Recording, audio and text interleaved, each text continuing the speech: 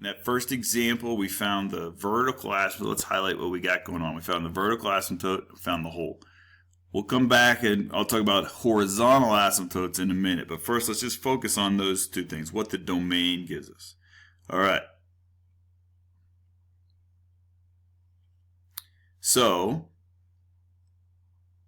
for number 2, I did the same approach. Right? I'm going to factor it. Let's see if this one makes sense now that we've done 1. We got to be able to factor. This is f. And right away, my vertical asymptote goes with the factor that doesn't have a like factor up top. So the vertical asymptote occurs at x equals -3. Probably best to find the domain. So let's say the domain of this function is everything is okay except x cannot be plus or minus 3. Okay, the whole happens when x equals +3, because you have that like factor up top. The 0 that goes with this factor is the same as the 0 that goes with this factor. Okay, so maybe if I want, I can rename the simplified function. You're going to be tempted to cancel out those x minus 3's, but you got to be careful. F and g are the same function everywhere except when x is 3, right? Because 3 is in the domain of this one, but not in the domain of this one. But I can do that little trick to find the output where the hole would be. That's 1 over 3 plus 3, which is 1 over 6. So I have a hole at 3, 1/6. All right. Let's take a look at the graph of that one. Maybe that'll help. X minus 3 over x squared minus 9. X minus 3 over x squared minus 9. See if we can see the hole. So you see the asymptote occurs at x equals -3. That's pretty clear. But what about, I said at 3, there's a hole in the graph. So you got to be careful with graphing programs because it doesn't really show up there. Right? This function is undefined, but the program should be a hole right there, and that's 1/6. Let's see if it looks like to be about 1/6. 3, 1/6. 1/6 is 0.16 something, I think. So right here, and that seems about right. I think we did that right. But there's no hole in the graph, but there should be. There should be. We'll have to make a note of that when we do our graphs. Okay, but the program's not showing us that. But it definitely does show us our vertical asymptote here when x is -3. All right, let's see. How about this next one? So we have vertical asymptotes we've talked about. Let's look at this case. So far I've talked about vertical asymptotes and holes. So what I want to show you next is the horizontal asymptotes. Before I get to 3, let's look at my second type of asymptote, the horizontal asymptote. Okay. So there's 3 things that can happen for my horizontal asymptote. What I can find for horizontal asymptotes, let me scroll up to the definition. You got 3 cases. Degree of denominator greater than degree of numerator. Then you're always going to have a horizontal asymptote at y equals 0. I can show you that one right here. Right? The degree of the denominator is greater than the degree of the numerator, so you got a horizontal asymptote here at y equals 0. That's because as x gets really big, the denominator gets so much bigger than the numerator that it goes to 0. So that is, if you put in like 1,000 squared minus 9 is so much bigger than 1,000 minus 3 that you're dividing a really big number by a smaller number, and that's going to be 0. Okay, similarly, so that's our first case.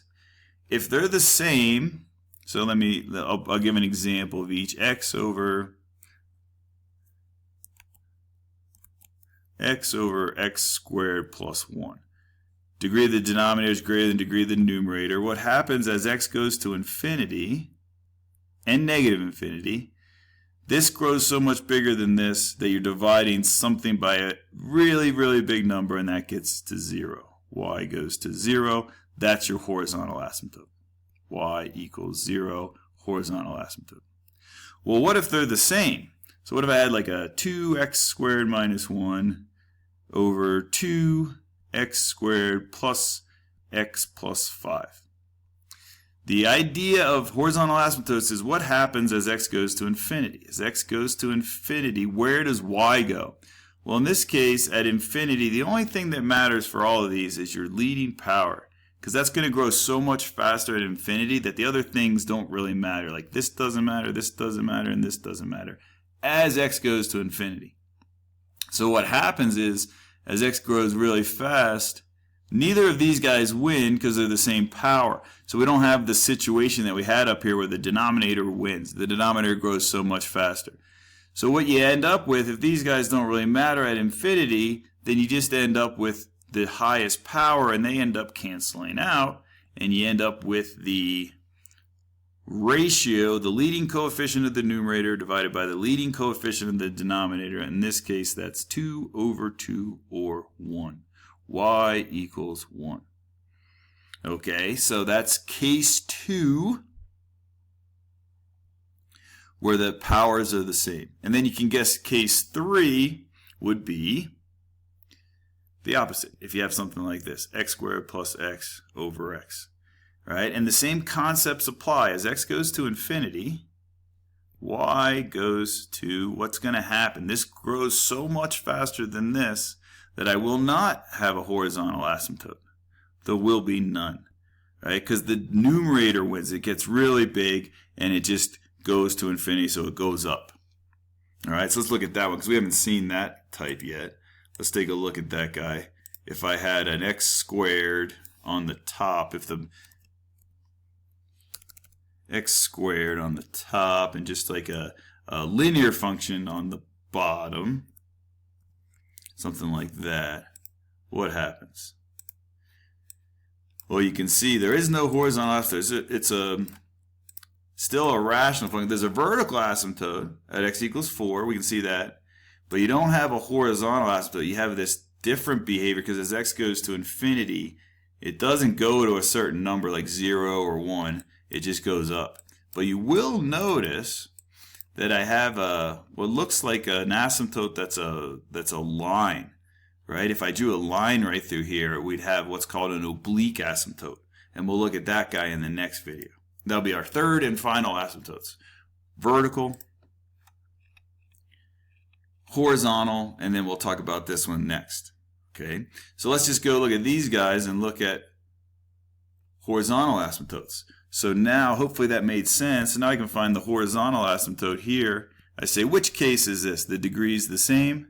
So that means I can ignore the 6x and the x, and it's just 3 over 1. Those are my leading coefficients. Horizontal asymptote y equals 3. How about this one? Horizontal asymptote. Case 1, the degree in the bottom is bigger, right? X squared. 2 is bigger than 1. So my horizontal asymptote is y equals 0. Always going to be the case. All right? In the next video, we'll look at example 3, because example 3 is going to have that oblique asymptote. Whenever the degree of the denominator is just 1 less, x to the first, the degree of the numerator, that means we have an oblique or a slant asymptote. Oblique or slant asymptote. Okay? No horizontal asymptote because the degree of the numerator is greater. But if it's greater by just 1 power, then you'll get an oblique. And we'll find out how to do that in the next video.